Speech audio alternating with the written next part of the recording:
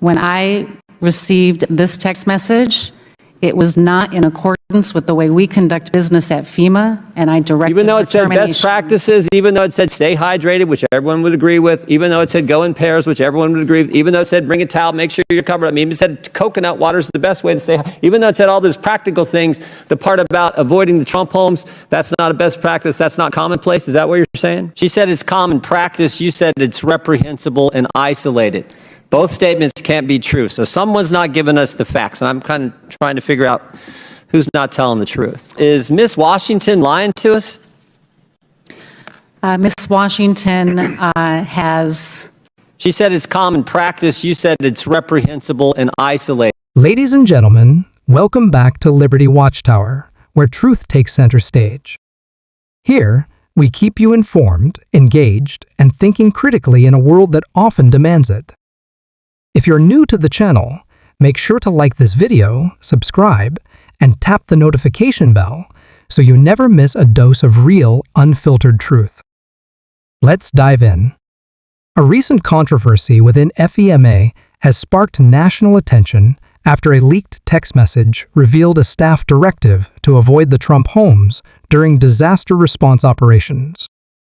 The message, sent by FEMA official Ms. Washington, also included standard field safety tips, but the politically charged language raised serious concerns about bias within the agency. Jordan. Thank you, Mr. Chairman.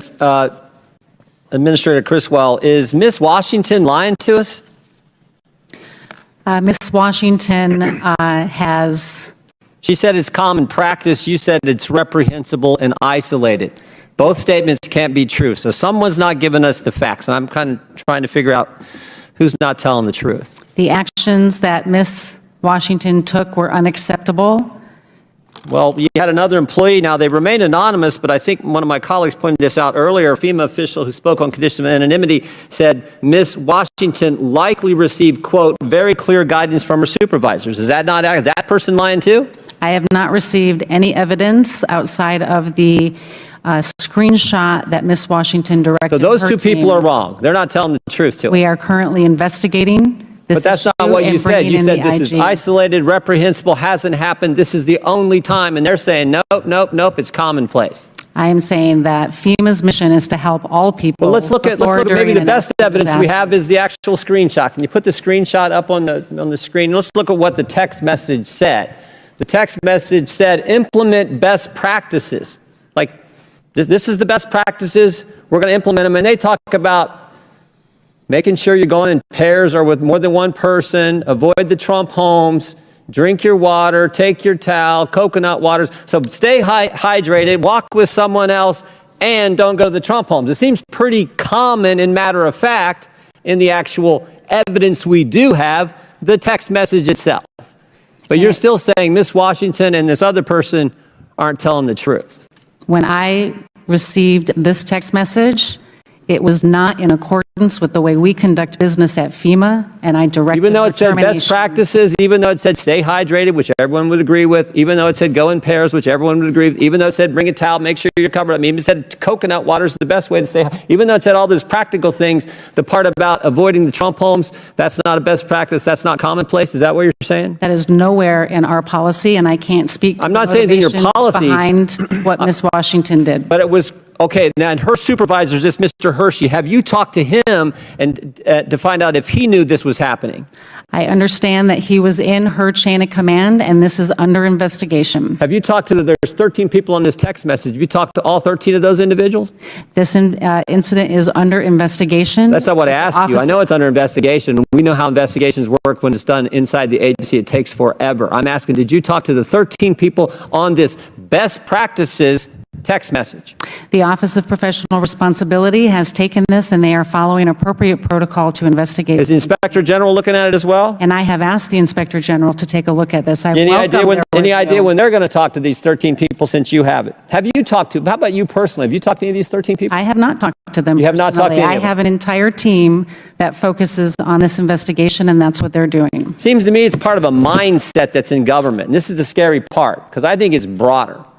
And you don't have to take my word, take it what people have said. I mean, this reminds me We've talked about this many times, but I can think of, well, actually the same person, let's go back to that, the same person who said that this likely received very clear guidance, this other FEMA official, also said this: I've heard from other entities who were serving in North Carolina that there was clear guidance to be mindful, quote, of the types of people who are in Western North Carolina.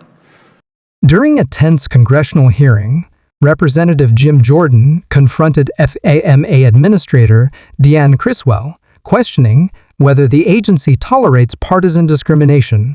Criswell called the message reprehensible and isolated, but conflicting accounts suggest it may reflect a broader issue. The incident has become a flashpoint in the debate over political neutrality in federal agencies and trust in government. That's pretty derogatory stuff there, isn't it? I have not seen any. But you know what it sounds like? It sounds like Peter Strzok. Peter Strzok, when he said, oh, I just went into Walmart, I can smell the Trump supporters. Sounds like Joe Biden when he said, oh, the garbage I see is the Trump supporters out there. Sounds like the guys the Democrats had, the professor the Democrats had testify back in 2019 in the impeachment.